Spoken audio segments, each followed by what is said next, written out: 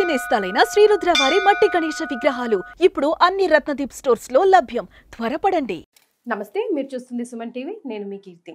ఈరోజు నాతో పాటు ఉన్నారు ప్రముఖ ఆధ్యాత్మికవేత్త బ్రహ్మశ్రీ డాక్టర్ గుండెపూడి శివ సుధీర్ శర్మ గురువు గారు. నమస్తే గురుగారు. శ్రీమాత్రే నమః. శ్రీ గురుభ్యో నమః. శ్రీమాత్రే నమః గురుగారు. గురుగారు, ఇందాక వీడియోలో మనము వినాయక చవితికి సంబంధించిన ధర్మ సందేహాలు అనేకం తెలుసుకున్నాం. ఈ వీడియో ద్వారా సుమన్ టీవీ ప్రేక్షకులకి అసలు సమర్పించవలసిన పత్రులు ఏంటి, నైవేద్యాలు ఏంటో తెలుసుకుందాం. మనం ఏకవింశతి పత్రం అంటే 21 రకాలు ఉంటాయి. 21 నంబర్ వెనకాల ఏదైనా కారణం ఉందా గురుగారు? అలా ఏం లేదమ్మా. ఏకవింశతి అనేటువంటిది ఒక దేవతల సంఖ్య. ఇప్పుడు మనం 108, 45, 41 ఎలా అంటున్నాము. ఏకవింశతి, ఏకాదశం, అష్టోత్తరం. ఇప్పుడు మన నామాలు 108 ఉంటాయి కదా, అట్లానే ప్రతి ఒక్క దాని కూడా ఒక సంఖ్యాశాస్త్రం ప్రకారం అయితే దేవతల ప్రీతికరమైనటువంటి సంఖ్య.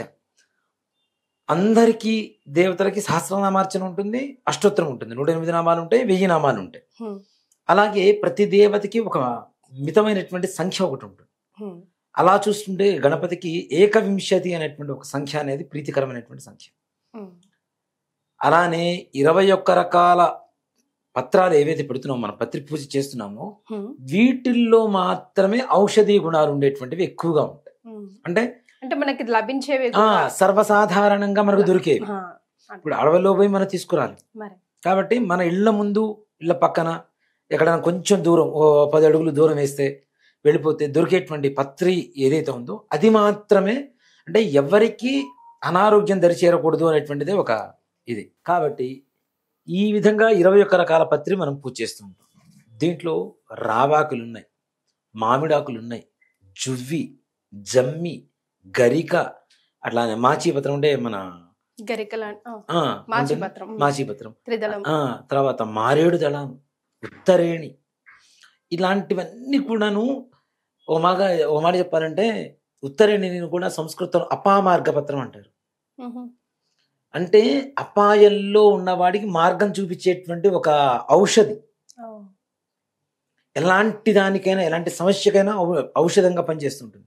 అలానే జిల్లేడు, గణపతికి చాలా ప్రీతికరమైనది జిల్లేడు. మనకి అర్కపత్రం అంటారు దాన్ని. గణపతి ఇప్పుడు తెల్ల జిల్లేడు చెట్టు వేరు అని చాలా చోట్ల అమ్ముతూ ఉన్నారు. దాంట్లో నిజమెంత అబద్ధమెంత అనేది మనం తీసి పక్కన పెడితే, ఒక తెల్ల జిల్లేడు చెట్టు ఇంటిలో ఆగ్నేయ మూలలో 12 సంవత్సరాలు కనుక పెరిగితే భూమిలో ఆ వినాయకుడు ఆకారం గణపతికి మూలానికి వచ్చేస్తుంది. చెట్టు వేరుకి గణపతి ఆకారం వచ్చేస్తుంది. అదే ఈశాన్యంలో పెరిగితే ఆంజనేయ స్వామి వారి ఆకారం వస్తుంది, ఆగ్నేయంలో పెరిగితేనేమో విఘ్నేశ్వరుడు ఆకారం వస్తుంది. శ్వేతార్క గణపతి అంటారు. మనకి కొన్ని చోట్ల శ్వేతార్క గణపతి దేవాలయాలు కూడా ఉన్నాయి.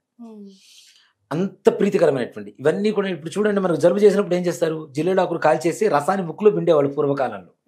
ఇప్పుడు లేదు. ఇప్పుడు అవే మనం చిన్న చిన్న బాటిల్స్ రూపంలో కొనుక్కొని నాజిల్ డ్రాప్స్ అని వేసుకుంటున్నాం. ఈ నాజిల్ డ్రాప్స్ ఏంటి ఒకప్పుడు అంటే, జిల్లేడాకుని కొంచెం నిప్పుల మీద వేడి చేస్తే మెత్తగా అవుతుంది, దాంట్లో గట్టి పిండితే రసం వచ్చేస్తుంది. తుమ్ములు టప్పి టప్పి టప్పి టప్పి తుమ్ములు వచ్చేస్తే ఉన్న లోపల ఉన్న కఫం మొత్తం వెళ్ళిపోతుంది దాని ద్వారా. అంటే ఇన్ని ఔషధి గుణాలు ఉండేటువంటి పత్రి పూజ చేయటం, పూజ చేసిన తర్వాత నీళ్ళల్లో కలపడం, తద్వారా మనకు ఆరోగ్యం లభించడం. ఇది అసలు ఈ వినాయకుడికి పూజ చేసేటువంటి లక్షణానికి ఉండే, ఆ పత్రికి ఉండేటువంటి లక్షణాలు. ఏదేమైనా ఏ దేవుడికి ఏ కాలంలో పూజ చేసినా లాభం మనకే. దేవుడిని ఎంత పూజ చేస్తున్నాం మనం అనుకుంటున్నాం, అది తప్పు. అది తప్పు. దేవుడికి చేస్తున్నాము అంటే మనకి మనం ఏదో మంచి చేసుకుంటున్నామనే. కాకపోతే ఒక నియమం అంటూ ఉంటేనే మనుషులం కదా. భక్తి తీసి పక్కన భయంతో అయినా చేస్తారు కదా కొంతమంది. కాబట్టి ఆ భయంతో అయినా చేసేటువంటి ఇది ఉన్నది. కాబట్టి ఇక్కడ భగవంతుడికి భయం కాదు, కావాల్సింది భక్తి కావాలి. ప్రేమ, భక్తి ఉంటే, విశ్వాసం ఉండాలి. ఆయనకి చేస్తే మనకు మంచి జరుగుతుంది అనుకుంటే. ఇప్పుడు ఒక చిన్న కథ చెప్తానమ్మా. ఒక చిన్న పిల్లవాడు రోజు అగరబత్తీలు చూపిస్తున్నాడు. ఎవరికి? శివుడికి చూపించాడు. నాకు మంచి మార్కులు రావాలి, మంచి మార్కులు రావాలని. మార్కులు రావటం లేదని తీసి పక్కన పెట్టాడు. సరస్వతి అమ్మవారికి పూజ చేస్తున్నాడు. మంచి మార్కులు రావాలి, మంచి మార్కులు రావాలి. ఆవిడ మార్కులు ఇవ్వటల్లా, తీసి పక్కన పెట్టేశాడు. ఇవన్నీ కొన్ని పటాలు మొత్తం తీసి ఏం చేశాడు అంటే ఒక అటక మీద పెట్టేశాడు. కింద లాస్ట్ చివరికి గణపతిని పెట్టి పూజిస్తున్నాడు. గణపతిని పెట్టి పూజ చేస్తూ ఉంటే అగరబత్తులు ఉంటాయి కదా, అగరబత్తులు వెలిగి చేసి అక్కడ పెట్టాడు గణపతి కోసం అని. ఈ పొగ పైకి వెళ్తుంది కదా, అటక మీదకి వెళ్తుంది కదా, పైన పటాలు ఉన్నాయి. వీడికి ఏం ఆలోచన వచ్చింది పిల్లవాడికి, అరే నేను ఇన్ని రోజులు పూజ చేస్తాను ఒక మార్కులు ఇవ్వలేదు, నా అగరబత్తుల వాసన మాత్రం మీరు పిలుస్తారా అని చెప్పేసి ఆ ఫోటోలు తీస్తున్నట్ట. ఇప్పుడు దేవతలు చెప్పారట, అరే ఇంతకాలం మేము ఉన్నామని నువ్వు నమ్మలేదు, మేము ఉండి ఇప్పుడు నీ అగరబత్తి గాలి పిలుస్తున్నావు అని చెప్పి నమ్ముతున్నావు కాబట్టి ఇప్పుడు నీకు మార్కులు వస్తాయిరా. అంటే భగవంతుల మీద విశ్వాసం అనేది ఉండాలి, లేకపోతే అనవసరం కదా. కాబట్టి భక్తితో ఇలా ఈ పత్రి పూజ చేయండి తప్పనిసరిగా. పూర్వకాలంలో ఇంకొక పద్ధతి కూడా ఉండేది, గణపతి పూజ అప్పుడు మగవాళ్ళు కంకణాలు కట్టుకునేవాళ్ళు తప్పనిసరిగా. ఇప్పుడు ఆడవాళ్ళు వరలక్ష్మి వ్రతం చేసినప్పుడు ఎట్లా కంకణాలు కట్టుకుంటారు, అలాగని ఈ పత్రితోనే 21 రకాల పత్రితోనే, 21 పత్రితోనే ఒక్కొక్కటి ఒక్కొక్క ముడిలో పెట్టేసి కట్టుకునేవాళ్ళు.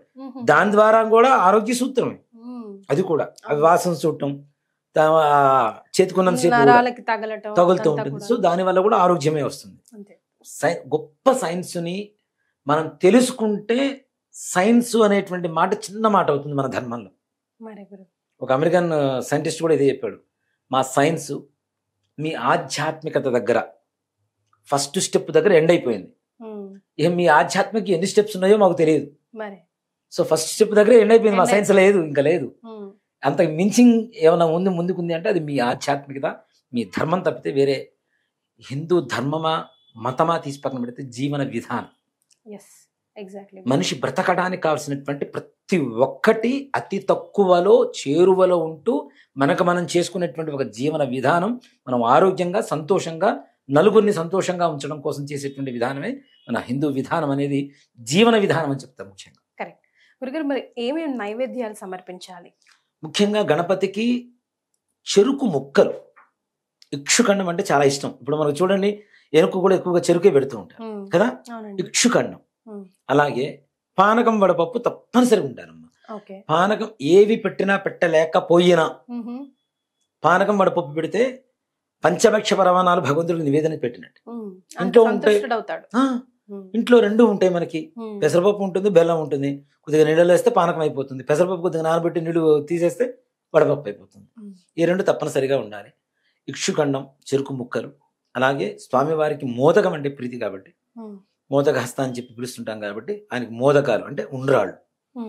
ఉండ్రాళ్ళు వేరు, అసలు మనం మోదకాన్ని ఉండ్రాళ్ళని పిలుస్తున్నాం కానీ మోదకం వేరు. అసలు మోదకం అనేది ఒక పిండి వంట, అసలు తయారీ విధానమే వేరేది. మొత్తం ఇప్పుడు కజ్జికాయలు అని చెప్పి చేసుకొని తింటుంటారు చూడండి, అలా కొన్ని రకాల పదార్థాలతో సుగంధ ద్రవ్యాలతో ఈ మన వేయించిన శనగపప్పు పిండితో దాంతో తయారు చేస్తారు. దాన్ని మోదకం అంటారు. మోదకం అంటే ఇప్పుడు చిన్నపిల్లలు దీపావళి ఇప్పుడు నేలకేసి కొడుతుంటారు చూడండి, నేల టపాకాయలు అంటారు, ఆ షేప్ లో ఉంటాయి, అవి మోదకం అంటారు ఆయనకి. దాంతో అవి పెట్టలేని పరిస్థితి కాబట్టి అందులో నెయ్యిలో వేయించాలి. నెయ్యి ఇవన్నీ ఇప్పుడు తెచ్చే పరిస్థితులు కావు, అందరికి ఆర్థికంగా ఒకే రకంగా ఉండదు కదా. కాబట్టి కనీసం బియ్యపు రవ్వతో చేసేటువంటి మోదకం, పచ్చిపప్పు జీలకర్ర వేసి మోదకం చేయడం అనేది మంచిది. దాంతో పాటుగా ఇక మనం ఎన్ని పెట్టగలిగితే అన్ని పెట్టవచ్చు. పాయసం కావచ్చు, పులిహోర కావచ్చు, పూర్ణాలు కావచ్చు, భక్ష్యాలు కావచ్చు. వీటితో పాటుగా కాబట్టి ఆయన తింటూనే ఉంటాడు కదా, ఎవరన్నా చూడగల ఆవకుండా గణపతి రాకుండా చెబుతూ ఉంటాము. వీటితో పాటు అటుకులు, బెల్లం, ఎండు కొబ్బరి, ఖర్జూర పండు ఉంటాయి కదా ఎండువి, అవి కట్ చేసి అవి కొద్దిగా మిశ్రి, ఇవి కలిపితే పంచకజ్జాయం అయిపోతుంది. ఇటు తెలంగాణ జిల్లాలో పాసం అని చెప్పేసి చేస్తారు గురుగారు, అంటే పిండితో, గోధుమ పిండితో పాయసం టైప్ లో చేసి బెల్లంలో పాకం చేసి. దాని కొన్ని ప్రాంతాల్లో పాల తాలికలు అంటారు, వాటి పాల తాలికలు, బెల్లం తాలికలు. ఇటు తెలంగాణ జిల్లాలో పాయసం అంటారు. సో అవి కూడా పెట్టవచ్చు. అవి అంటే వాళ్ళకు ఉండేటువంటి ఒక ఆచార వ్యవహారాన్ని బట్టి ఇవి. కానీ అటుకులు, బెల్లం, పానకం, వడపప్పు, ఇందాక చెప్పిన పంచకజ్జాయం, ఎండు కొబ్బరి, ఖర్జూర పండు, కొద్దిగా మిశ్రి, అటుకులు, బెల్లం కలిపి ఇవి నివేదన పెడితే స్వామివారికి చాలు. దీంతో పాటుగా ఆయన విఘ్నేశ్వరుడికి ఎవరు పూజ చేసినా ఇప్పుడు చాలా మంది మర్చిపోతున్నారు, గుంజిళ్ళు తీయాలి తప్పనిసరిగా. చదువుకునే పిల్లలు ముఖ్యంగా, చదువుకునే వాళ్ళు కాదు, జ్ఞానం కావాలనుకున్న ప్రతి ఒక్కరు చేయొచ్చు, దాంట్లో ఏమాత్రం కూడా సమస్య ఏం లేదు. ఆయన గుంజిళ్ళు తీసినప్పుడు చాలా ఆనందపడతాడు. ఒక ఫనీ గేమా వారికి, అంతే కదా. పిల్లలు అలా చెవులు పట్టుకొని ఇట్లా గుంజిళ్ళు తీస్తున్నప్పుడు ఆయనకు ఒక ఆనందకరమైనటువంటి వాతావరణం వస్తుంది. ఆ ఆనందంతో వీళ్ళని అనుగ్రహిస్తాడు.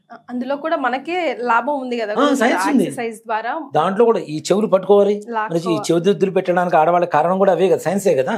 సో కాబట్టి దాంట్లో కూడా సైన్స్ దాగుంది కాబట్టి ఇవి చేయడం అనేది గణపతికి తప్పనిసరిగా చేయాలి. గుంజిళ్ళు మీకు కర్ణాటకలో ఇడుగుంజి అనే ఒక ఊరు ఉంటుంది. ఇడుగుంజి ఊరి పేరే. ఇడు అంటే 2, గుంజి అంటే 2 గుంజిళ్ళు. 2 గుంజిళ్ళు తీస్తే ఆయన వరాన్ని ఇస్తాడు. నారదుడికి విఘ్నేశ్వరుడు ఇచ్చినటువంటి వరం, నా దగ్గరకు వచ్చి ఎవరైతే 2 గుంజిళ్ళు తీస్తారో వాళ్ళు అనుకున్నటువంటి సంకల్పం నెరవేరుస్తాను అని చెప్పి. అంటే ఆ గుంజిళ్ళు అనేది అంత ప్రీతికరం కాబట్టి అవి కూడా పిల్లలు మర్చిపోతున్నారు. ఇప్పుడు మనం పిల్లలకి చెప్పడం లేదు. పూర్వకాలంలో పెద్దవాళ్ళు పాటిస్తే కదా గురుగారు, పెద్దవాళ్ళు కూడా చేసేవాళ్ళం. పూర్వకాలంలో మా నాన్నగారు మమ్మల్ని పక్కన కూర్చోబెట్టుకుని వ్రతం చేయిస్తే ఆయన చేసేవారు. ఆయన చూసి మేము నేర్చుకున్నాం. ఇప్పుడు మా పిల్లలకు నేర్పిస్తాం, మా పిల్లలు తీస్తారు. అది మనం నేర్పించలేకపోతున్నాం, భవిష్యత్ తరాలకు ఇవ్వలేకపోతున్నాం. కాబట్టి దయచేసి ఇవి కూడా నేర్పించండి.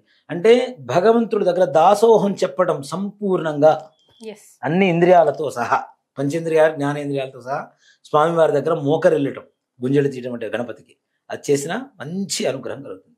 ఇక్కడ లేదు కానీ తమిళనాడులో ఎక్కువ ఉంటుంది. చూడండి, ఎక్కడ గణపతి కనబడ్డా ఇట్లా ముట్టుకాయలు వేసుకుంటారు, ఇట్లా గుంజిళ్ళు 2 గుంజిళ్ళైనా తప్పనిసరిగా టక్క టక్క టక్క తీసేసి దండం పెట్టుకుని వెళ్ళిపోతారు. కానీ గణపతికి మామూలుగా మాత్రం ఎవరు నమస్కారం చేయరు తొందరగా, అంత ప్రీతికరం ఆయనకి. కాబట్టి గుంజిళ్ళు తీయడం కూడా పిల్లలకు నేర్పించండి. స్కూళ్ళలో చిన్నప్పుడు తప్పు చేస్తే తీయించేవాళ్ళు, అదే గణపతి దగ్గర తీయమని చెబుతున్నాం మనం. గణపతి దగ్గర తీస్తే మళ్ళీ స్కూల్లో తీయాల్సిన పని ఉండదు.